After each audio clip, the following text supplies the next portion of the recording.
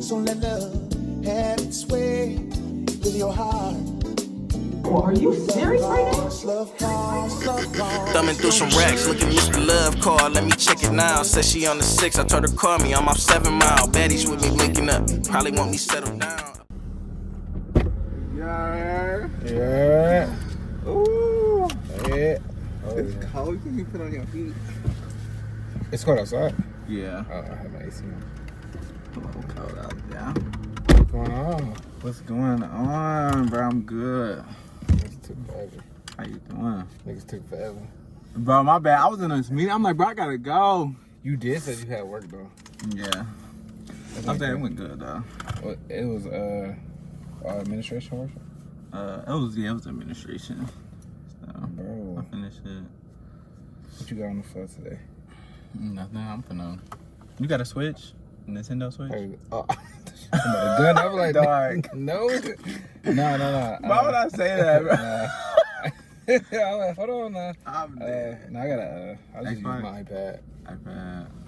I just got a Switch. I'm probably playing that with my brother. He For real? probably get one today. Bro, they fun as heck. Dog, fun as fuck. Like, if you get the right games, they fun. And I'm like, I just got it though, so I ain't really got no games. Oh, it's for your house. Yeah. You got it hooked up to your TV. And Yeah. stuff? And you can play it handheld too. Like the Why Switch. you on the TV? You can do it either handheld or on the TV. Oh, that's tough. That junk I is so need one. tough. I was gonna say they finna come out with a Switch too. How much Like they hit you next for? week. That one was cheap. That one was like $199. Oh, that ain't bad. Or the whole thing and like the dock to put it on the TV. Uh-huh. And the new Switch has come out like $450, I think, for the new one. But I'm like, the old one do the same thing. Yeah. And you know, when new system comes out, they don't really be having no games until like a year later. That's gonna be trash. But it's already rolling, so you I was gotta rolling. introduce yourself to the folks. Okay. Damn, I didn't even know. I'm just. Yeah, man. I be having to Alright. catch people like when they sit down because Damn. the first few episodes it was just me just talking. Oh, so okay. now I'm getting people when they sit down. All right. So, introduce myself. And it's raw uncut, so. Oh, okay. All right, my name is Marcel. What should I say? I would say I'm a freelance entrepreneur. And I am a freelance videographer. And I'm also a master's level psychologist. Double alumni from EMU. Go Eagles. Damn, hold on, my bad. And you got a production company. Yes, I do. It's a startup right now, and I actually produced a lot of stuff over the last. This is so crazy. Like, I really, like, after I do stuff, I don't realize how much I've actually did, and I'll just move on to the next project. So it's so crazy that, like, when I look back on a lot of my projects, I realize how much I've already, like, produced and directed. It's just so crazy. Okay. But, You got a yeah. production. Do you like editing? Yeah, I love to edit. It For real? just takes a lot of time. I like to produce and do this type of stuff, but I don't like editing. Really? I know how to edit, but I hate editing. I 'Cause like it, but I hate how long it takes. Yeah, Because it got to be perfect. I think the worst part for me be like making sure like the audio matches up, and I do it for work sometimes too. And like we be having to add like closed captions for people that like Oh, maybe like they may be impaired. Yeah. Impaired, but they may be deaf, so they have to read it.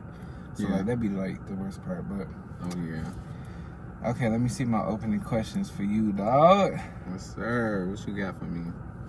Okay, let's see. No Let's see. BS. Cause I had a lot.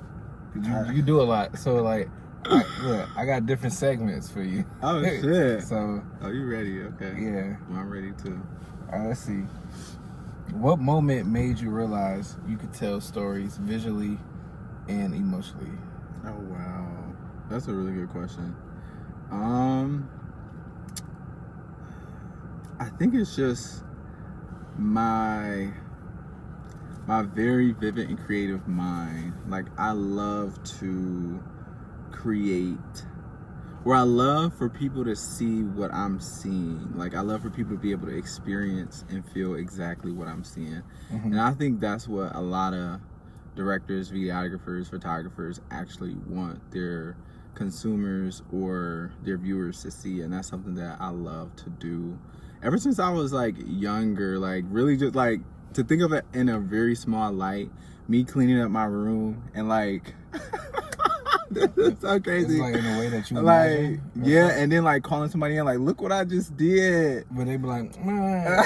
But to you really you just went crazy. Yeah. Though. You just went crazy. Like seriously, like something as small as that. So like just thinking about it now, that's how I do when I'm like creating things and I'm doing videography or filming, just to be able to like know when the product is finished, people gonna see exactly what I've made it to be. Like and I feel like a lot of times when you see like movies, or what's so crazy is I even love when I listen to music and I see like, or I hear like different ad libs, or just the way people like like do their voices. I'm like, this wouldn't be this without them actually like doing that or like making it their own. So I'm like, this is so dope that you can do that with really anything. You can do that with videos. You can portray certain images or themes, and literally how you edit and how you piece it together. So like that's really what I do. I try to definitely fill out the vibe, and then like based off that, I just get it cracking with the editing. Yeah, I feel like when I got on my job, marketing, I started working on like editing that part of the marketing, like in that level, and like you could record, like we could record this whole podcast right now, and we making it about you, but we can literally tell a story that's different from what you're saying. Like it could be like something like totally not about you, but we can like cut and take pieces, that's what I was trying to B-roll say. on top. Yeah, like it could be a whole nother story. It could be something about just life in general, nothing about you. And I think videographers don't get like enough credit for like they don't just record, they telling the story through a video, and it's wild. Like, isn't that crazy? It's wild. It's so wild. Like when I see stuff like that, I'll be like, they hit it on the nail. Like they did that. I see what they were trying to like portray, and they did that. Like they ate that shit. So I was like, yeah, that's fire. It's crazy how that works. So it's so crazy. We went to EMU. Yes, sir. Which is Eastern Michigan University in Ypsilanti, Michigan. You got your master. What did you? It was psychology. Clinical psych. Clinical psych. Okay. So when do you feel the pull like therapy into like your videos? I remember on campus you used to do like one of the days it was like therapy Mondays, or I don't know what you used to call it, mental health Mondays, and like you would like give like advice or just like affirmation. Like how did you get into that, and why did you get into that? I think it's because I wanted to merge my two interests. Like I love videography, I love mental health, and I wanted to be able to merge it into something that either I've never saw before or something that I really wanted to make my own. And that's just kind of how I did that. I feel like for me, I loved it, but again, it took a lot of work, and I think that's my main downfall. Like I will go put in the work, but I might not be as consistent with other things if it's not my primary thing. So like I'll work, like I'll go to work because I know I got to make the money. Yeah. But if it's something that's not making me money right now, or it's more like passive income, I will forget like the purpose, and I'll like put it to the side. Even though the purpose sometimes is huge, I'll push it to the side because I'm not seeing like instant, like what is it called? Like instant gratification? I think it's like instant, like seeing the effects of my work. Like if I can't see it right away, I'm like, I'll push it I'll do some more later.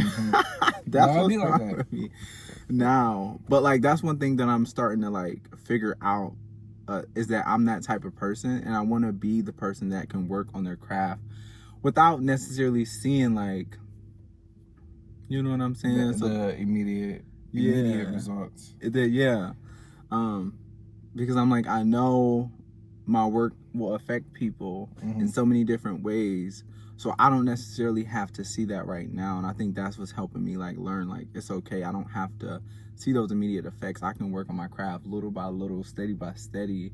And over time, I'll be able to see, you know, those benefits. Do you, so what do you, this is a side question. I didn't even, I just thought of it.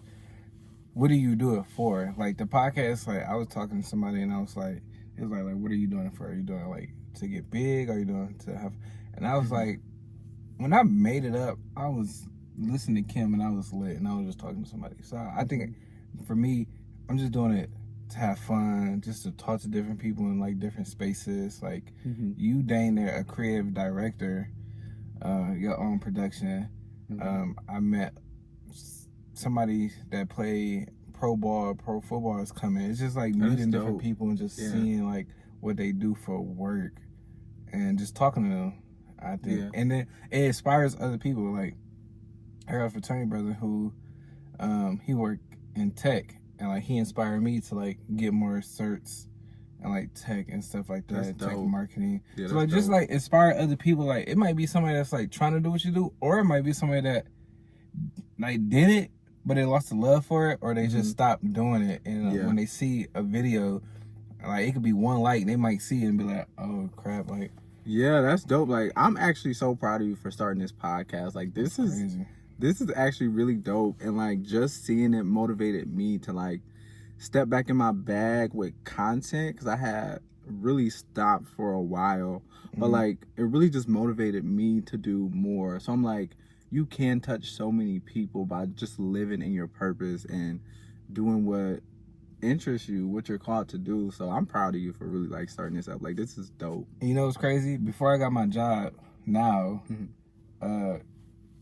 I never wanted to do nothing with editing. I just want to do marketing and communication. Remember, I used to text you and be like, what camera you using? Yeah. How you edit? How you do this?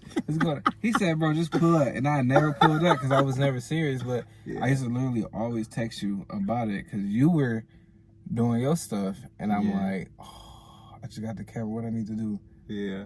But yeah, that was motivation. That was a lot of motivation for me. Yeah. To start editing. But I wasn't editing on like I edit on Premiere Pro now. But I started on like CapCut. I was gonna say I interchange Premiere Pro and CapCut because CapCut is faster. It's cheap. It's pretty damn. Premiere Pro gonna be like 3 hours to download your video, bro. Yeah. I'm like, wow. That's okay. It's crazy. So let me see. Hopefully I look alright. How do your degrees? Because you got 2 technically, right? Yep. 2 degrees. How do your degrees and your background in psychology, clinical psychology, right, shape the way that you direct or shoot your subject? Oh, that's a really good question. Whoever you're shooting. Yeah. It helps me understand that people are different. Like, that's a simple answer. And if you know that, it'll help you understand where people are most comfortable on the camera or in front of the camera. It'll help you know that you can't shoot 2 people the same. And you have to make people also feel comfortable in this space. So you have to be able to,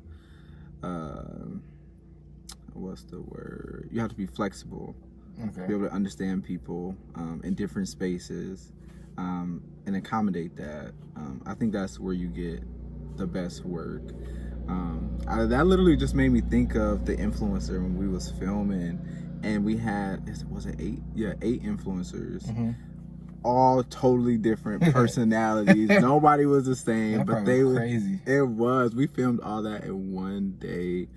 How long did it take? Oh my god. It's probably like 4 or 5 hours. Which is crazy. That's like insane. That's wild. All in the same place? All at the same place. We had different call times for each influencer, each castmate. Everybody showed up and they showed out, but I had different scenes for each cast member, and before we even did it, I made sure like it felt right to them and that it looked right on the camera. And I think after we filmed it, like it just looked so natural that when I edited it, it was seamless. Like really? I didn't have to. It was. I'm like, this is fucking dope. It's so much stuff about the influencer that I can talk about, but I will say like definitely changed my view of like my potential. Mm-hmm. I'm like, I could have not seen myself doing this big of a production. And when I think big, that's not that big in my eyes, but it was big to me. And I'm like, wow, like I can do more. You can. And I think like, I don't know, that was just a huge pivot for me in my production. How did side question, because you probably had to like think quick on your toes. How did you navigate with dealing with so different many things? That sentence was off. How did you navigate with dealing with several people with different personalities? Yeah. Like, how was that? Yeah. I think you just got to be patient. You got to accommodate that. Like, I can't remember if people, like, just something that I can think of is like, when people are late, they get frustrated, right? Because they're already late. Yeah. So, like, people being frustrated because they late, not gonna look good on camera. So you gotta, like, when people showed up, even if they was late, I had champagne, I had water, I had shots if they wanted it. We had somebody to help with like makeup and hair on the set, and just like, yeah, it was dope. And just me being behind the camera, being so patient, and also letting them know like, you being here is making this what it is. Like, it's not me trying to mold you to fit something. Yeah. You and your personality is making the show what it is, and I appreciate you being here. Nice. And I think like that helped them be more comfortable in this space. Smooth. And I think too, like, I think a lot of it was them seeing my work. Like, they didn't want to join the influence. Like, if they didn't see my work beforehand and know kind of like who I was as a person, a lot of them wouldn't have joined the influence. They were like, oh, it's just another, dude trying to make, I don't know. A lot of these new shows don't make black people look as good as they should. Like, it's more so, and I'm not going to pinpoint like a certain show, but there's a lot of shows that do, which are good, but it's a lot of shows that don't position black people in the best light. And I kind of hate that, because it's like, you have a camera, you have a voice, and you have a vision, and it's like, edit to make it look good. Yeah, exactly.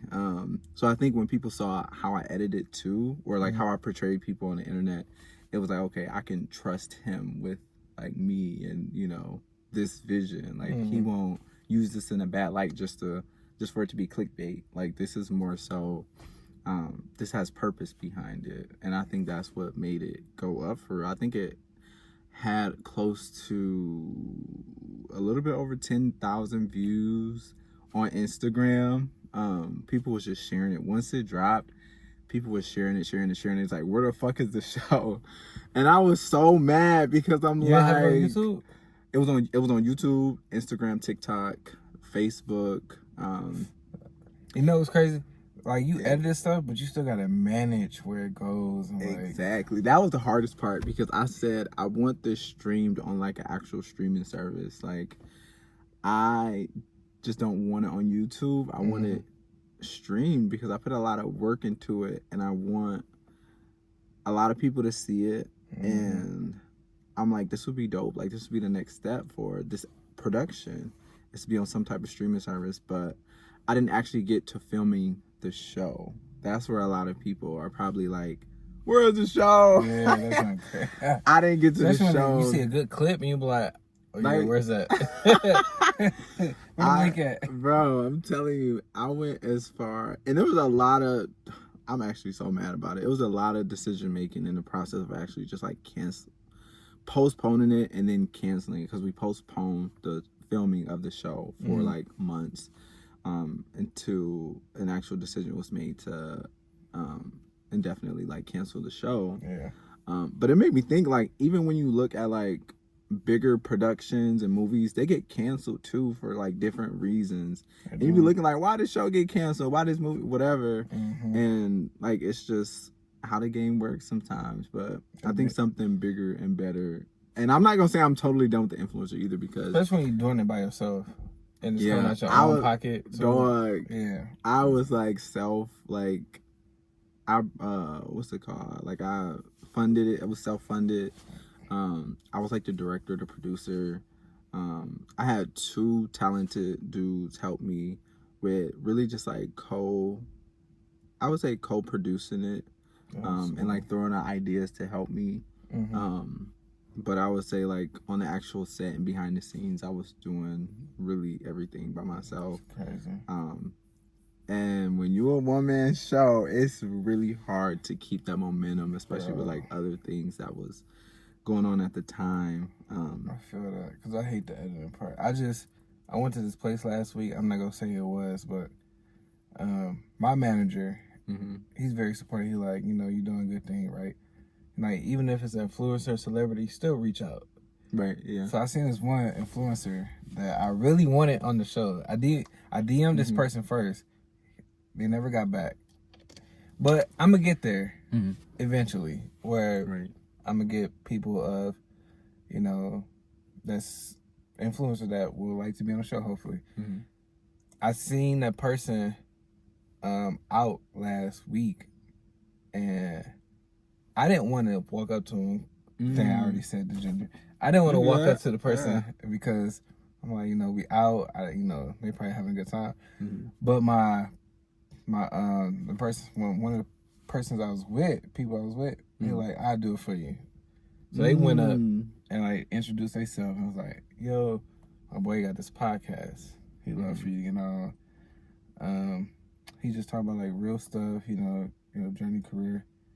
But he wasn't disrespectful when he like declined. He was like, I'm just not in this space to do it right now. Yeah. So I think it didn't scare me away. It just gave me more motivation. But they regular people. We could just reach out to What I got a question. What made you like hesitant to like reach out? Like what stopped you in that process of reaching out and like putting your podcast out there? And I think it was more so because like we were already outside in this public space, and they're probably at this public space to get away from work, and I didn't want to bring more work to them.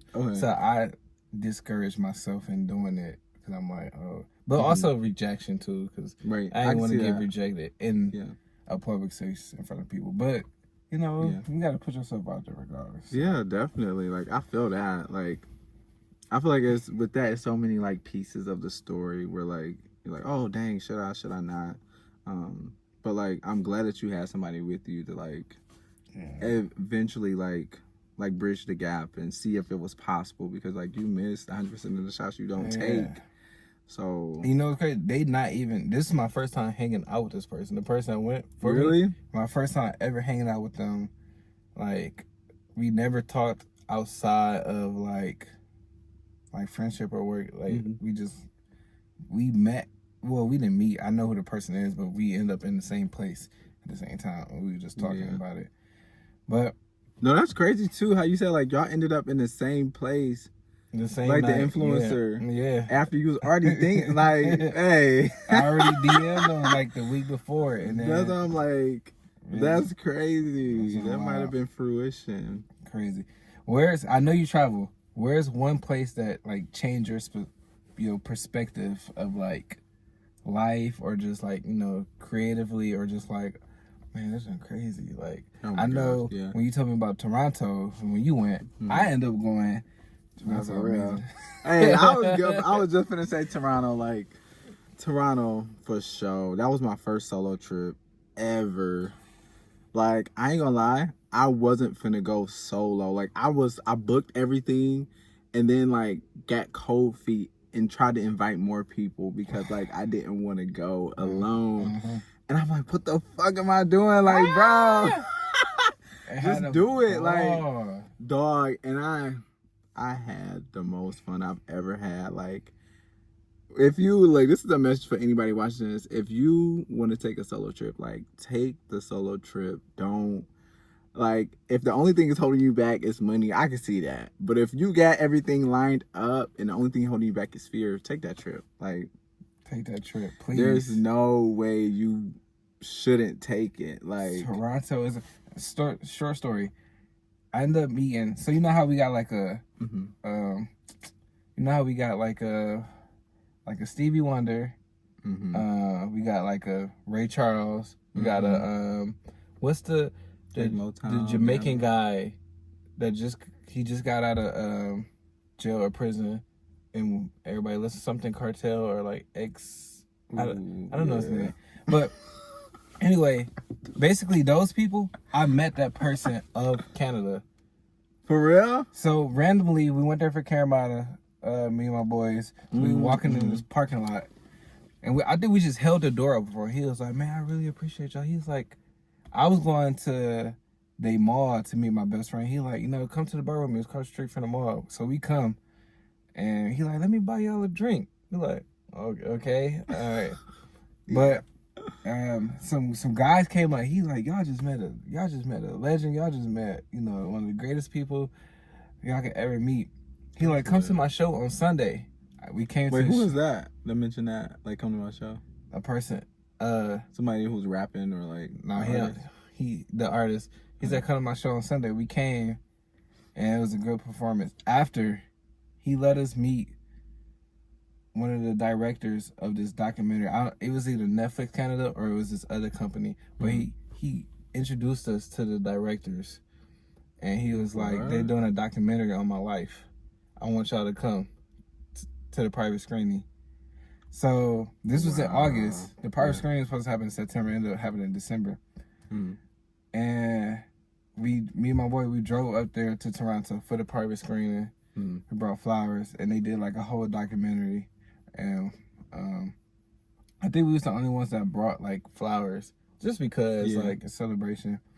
And his wife, he was sick, but his wife was there, and he was like, man, he called us the next month. Like, I really appreciate y'all. Y'all like, I love the guys from Detroit. I love y'all so much. Whatever y'all need in Toronto, let me know. Food, if y'all need a place to stay, if y'all just need anything. He said if y'all need citizenship, we gonna work on it. Yeah, but he's the biggest reggae artist in Canada. Wow. He migrated from Jamaica. His mom went there first because they were giving out jobs. His mom went there first, and then he went.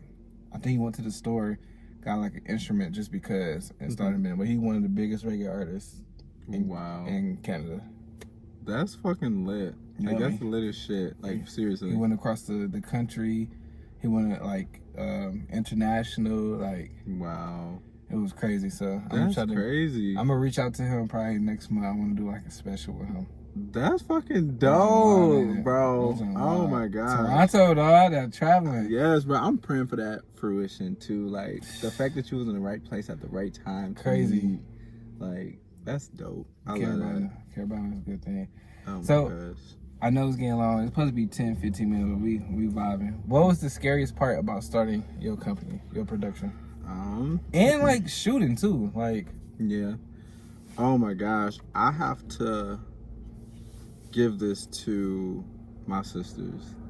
Like Terry and Geneva. Like they have not only do I think we work together really well as a team, but they have helped me become more comfortable as a videographer and a producer and a director, because they, like when I was first starting out, like they was my moguls. Like they were my models. Like they were my like they were the people that I filmed and that I shot when I was first starting out. And I feel like it helped their brand, but it helped me so much too. Like I feel like we were building each other over time. And like even when I didn't feel like it and they asked me, I would get up like, nah, let me go shoot this. Let me go edit this. And I would push myself too, like, okay, I'm gonna shoot photos. I would wind up shooting video footage too. And I would like every single time push myself to edit differently or like more creatively. And they were my moguls. If I didn't have them, I don't know who I would have felt comfortable reaching out to. Like, hey, can I? They were already there and they were ready. Like they were more ready than I was. And I'm like, damn, like they ready. They ready to shoot. So I definitely got to give that to them. Like I got to give them that praise, because I appreciate it a lot of like how much they stepped in so I can start my actual production and my videography work.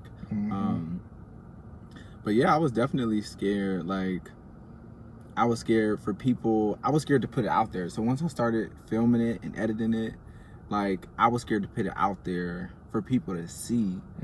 Cause I'm like, damn, what people gonna think? Like, is Yeah. this good? Is this Worry that? about the feedback. Yeah, and I will say, usually the feedback is not too bad because I was always my worst critic. Like, nobody can say anything to me that I ain't think or told myself. And I'm not gonna say that's good or bad, but yeah, I was my worst critic. So if anybody say anything bad about my shit, I'm like, I already know that, or I thought of that, so I really don't give a fuck. But yeah, I was always one step ahead because I'm like, I'm already on to the next. I'm already thinking about what I want to edit and how I want to edit it. I already know that this is not my best work. So then that just really pushed me to push out more content, and that's what I did for, I would say, like probably like 2 full years, even when I was in school at Eastern, pushing out content on the weekends or during breaks. That's crazy. With my camera, my first camera. Yeah, and I think that taught like me a lot of like discipline, and also like pushing me to be the best that I can be. Like, even when I edit something that looks so good, I'll be like, I can do better. And not like trying to like pull myself down, but like to encourage me, like, you can do better. You can really push out better content. Like, keep going, keep pushing. There's some people that want to see this. There's people that are watching this that don't even tell you, but it's good, but keep going. Like, that's something that I would tell myself a lot. I like that. Yeah. If someone only, so we finishing up.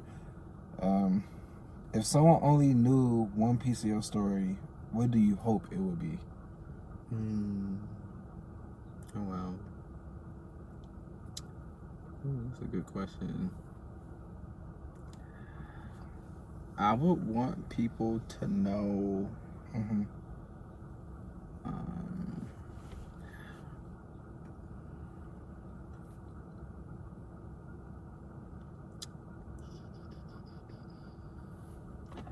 that I kept going.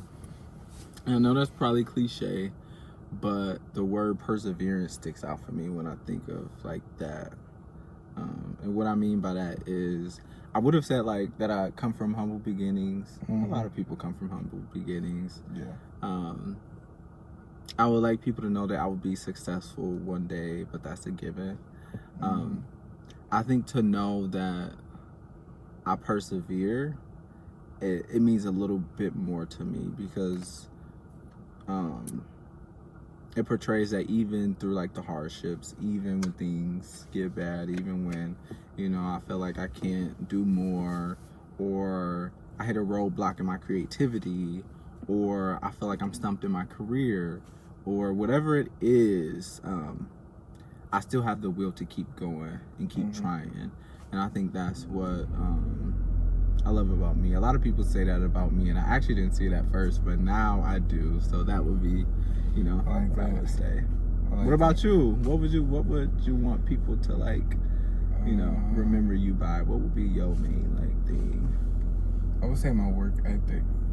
That like my jobs, everything I do, I'm doing it with a purpose. Like, I'm working hard, trying to make as much money, not for myself, but one day I'm gonna have to provide for my wife, and if we have kids, for them. So I want to do whatever I can to set us up for success. The podcast, I'm not doing it for like, I'm doing it for fun because I like talking to people, but I'm also doing it because this could inspire somebody else. It can inspire somebody that's trying to be creative directing. It can inspire somebody that's in tech. It can inspire somebody that's trying to be in like the sports world. Or if you want to rap and sing, this can be, you know, this small 15-second clip, or this, if you watch the whole thing, it can inspire somebody. I just need one person to be inspired. I don't need everybody. I just need one person. I seen this video on my podcast page, and it was like, this is what a room of one person look like. This is what a room of 100 people look like. This is what a room of 1,000 people. And like the difference was like, in a room 100 people is a lot of people. In like one like regular classroom, that's a lot of people. 1,000 was even like bigger. So it's like, yeah, they were just like leveling it up, and I was like I want that. I want like at least one person to see this. That's dope. Yeah. So one more question. Mm-hmm. Well, it's really one more, like, I guess you could call it a segment. And I just started this with my other guest, Miles, he's my fraternity brother. Mm-hmm. But for your future self right now, and I took this from, I seen a video of Kai Sinet when he posted in like 2020, and he was like, in the future, I'm gonna be this and do this. Mm-hmm. What is that for you? Like, what are you gonna tell your future self right now? And like, you could always look back at this video. Like, I'm gonna tell myself, like, I want to be endorsed. I want major endorsements for the podcast, and some of the seed money, I want to be able to buy air conditioners for families in the summertime and buy heaters for families in the wintertime. Oh, that's dope. So like, you know, however much I'm able to get an endorsement for some of it, I want to be able to like support some families, like to get, you know, air conditioners. Some people don't have air. Yeah. Some people don't have heat. So that's dope. I would say what I would want to look back on, or what I would want my future self to see me say right now, is that I'm proud of you. That I knew you would grow into fruition. I knew you would be successful in your career. And I knew you would produce work that's meaningful. And I know that that's going to inspire a lot of people to not only produce their own work, but to be purposeful in their purpose. And to be plentiful in their purpose. So that's something that I would say to my future self. But my future self knows better, so he knows a lot more than what I know right now. So, that's lit. yeah. I appreciate you. Yes, sir. Thank you. So let love have its way with your heart.